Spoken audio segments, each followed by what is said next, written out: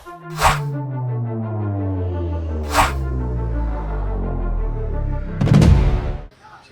असा आहे ना की या सगळ्या गोष्टींचा विचका झालेला आहे.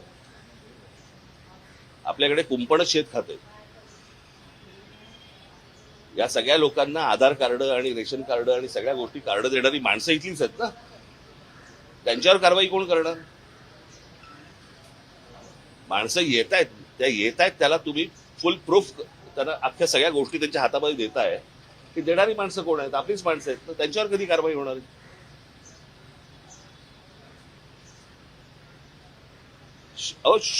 एक शहर आहे, त्या शहरामध्ये किती माणसं येऊ शकतात, किती माणसं राहू शकतात, त्याला काही आकार उकार देणार आहात की नाही आपण?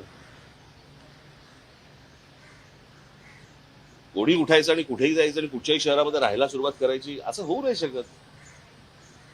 मला असं वाटतं या गोष्टींचा राज्य सरकारने आणि केंद्र सरकारने दोघांनी विचार केला पाहिजे. ज्यांच्याकडे आपण बघतोय ती चांगली शहरं म्हणून बर्बाद होणार झालीच आहेत. आणि मला असं वाटतं की मी एक राज्याचा नागरिक म्हणून, एका पक्षाचा अध्यक्ष म्हणून, एक विरोधी पक्ष म्हणून मला असं वाटतं काही गोष्टी सजेशन्स हे मला असं वाटतं सत्ताधाऱ्यांना सांगणं गरजेचं आहे, देणं गरजेचं आहे. आणि त्याच्यासाठी मी यांना आत्ता नाही परत भेटीन.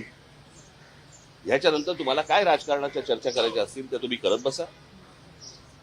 मी जो गेलो होतो. आणि दुसरी गोष्ट म्हणजे ज्याला मी सुरुवात करताना सांगितलं होतं की एक निकोप राजकारण हे महाराष्ट्रामध्ये पूर्वी होतं की निवडणुका संपल्यानंतर सगळेजण एकमेकांना भेटायचे, काही बोलणं व्हायचं, काही व्हायचं.